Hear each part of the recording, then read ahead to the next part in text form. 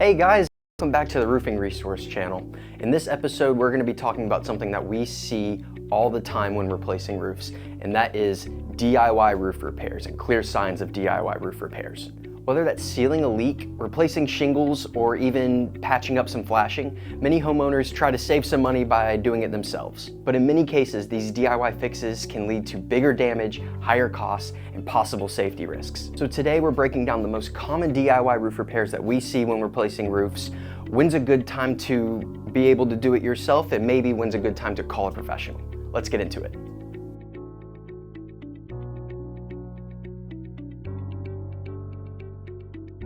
All right, so Brinson, how often do you see DIY roof repairs? You know, maybe you're called out to something and they've kind of started, and you can tell that there's been a DIY roof repair.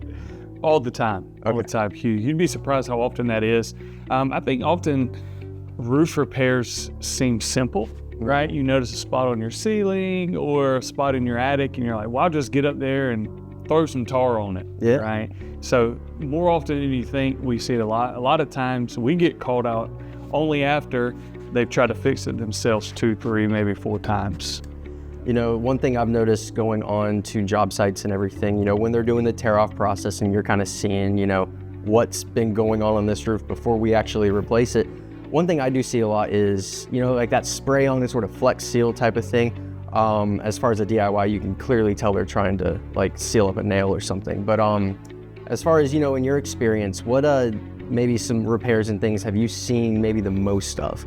Yeah, well, I'll start with this.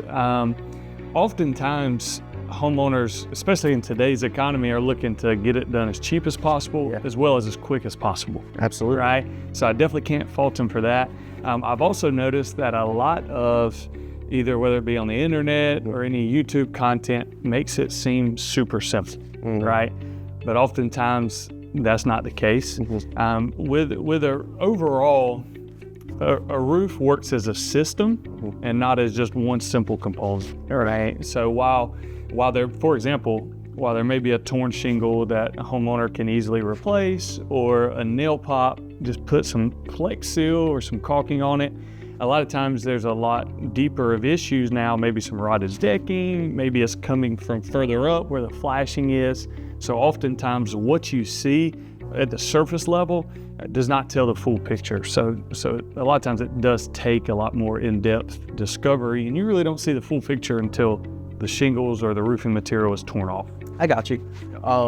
You know, I mean, this is kind of me personally. You know, I'm a kind of a stubborn person where if I can get it done myself, I'm going to get it done. Is there any sort of DIY repair that you see a homeowner like it's okay? Like you would be like, yes, that is something that someone could be comfortable doing, or is in almost any case you would say if there's a repair that needs to be done, you might want to get someone out there to look at it?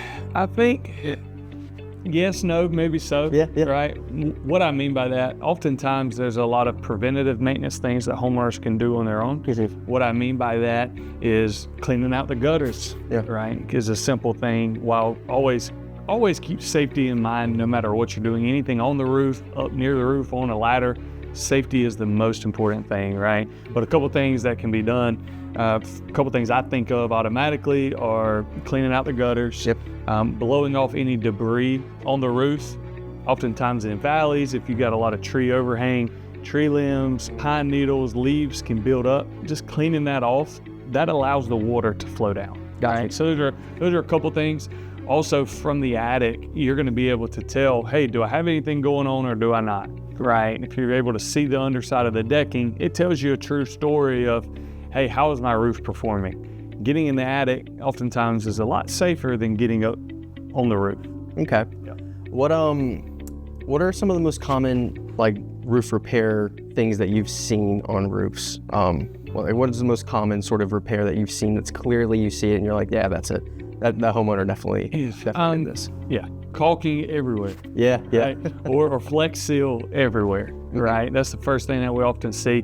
The problem with that, Hugh, is, and we mentioned it briefly, is oftentimes that's not getting to the root damage or to the root problem, right? Yeah. If you've got rotted decking and you've got wet plywood or OSB, putting sealant on the top maybe a fine temporary short-term fix, but long-term that moisture's still trapped in there. That decking is continuing to rot, can lead to mold, can lead to a lot more permanent issues down the road. Yeah.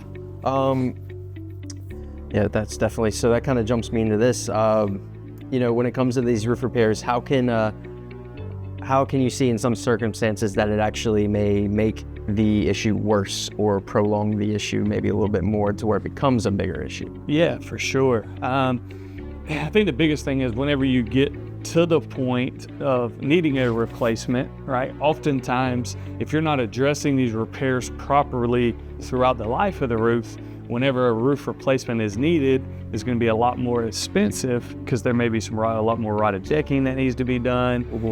It just makes the future repairs more complicated and often more expensive, right? Yeah. So that's why it's good just to have a professional look at it. Oftentimes it is something simple that can be fixed, but if it's not, it just prolongs the issue, making it more expensive in the long run. Gotcha. Now, let's say a homeowner has a spot that they definitely want to repair, and you know they have that sort of instinct where it's like, you know, if I can get it done, I'm going to get it done.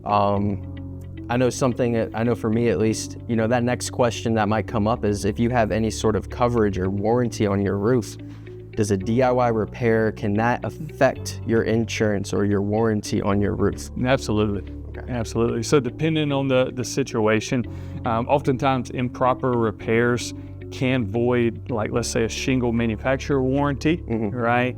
And then as far as insurance claims go, prime example, let's say you're a homeowner and the storm rolls through, blows off 4 or 5 shingles on your roof, right? Oftentimes as a homeowner, it's, oh, that's simple, I'll go ahead and fix it myself. So go ahead and do that. A couple issues that can come out of that. One, it can often make the problem worse, right? Especially if the shingles, it can cause damage to the shingles around it, especially if they're a little bit older. But also too, it can void any possibility for an insurance claim, right? What I mean by that, let's say if I was to meet your adjuster out there and they see, oh, these shingles have already been replaced, it's no longer considered storm damage. Okay. Right? Yeah. So now, are there any forms of a like DIY repair that if a homeowner maybe asked you like, hey, is it like safe for me to do this or anything? Is there maybe like a list of repairs that you might recommend, like, yeah, like that you should have no problem being able to? Yeah, absolutely. Just to recap on kind of what we talked about, cleaning the gutters, doing an attic inspection to kind of get a true sense of what's actually going on, blowing off any debris that's on the roof, monitoring stains, things like that. So last thing I want to ask you, just piece of advice that you would have for homeowners that have something that maybe they want to do a DIY repair on. What would be the first, second, third thing that you might tell them to kind of look at or do? Yeah, that's a great question. I'd say just keep in mind that roofs are total systems. Correct. Right? And not just isolated parts. So it all works hand in hand. And so oftentimes there's a lot more to consider other than what you can see from the surface. And keep in mind, that temporary fixes can lead to more permanent damage, right? Obviously, safety should always come first. And the last point I would say is, hey, the cheapest repair is often the one that's done right the first time. Yep. Right? So before you dive into it, keep in mind, getting it done right the first time is going to be cheaper in the long run. Less of a headache. Absolutely.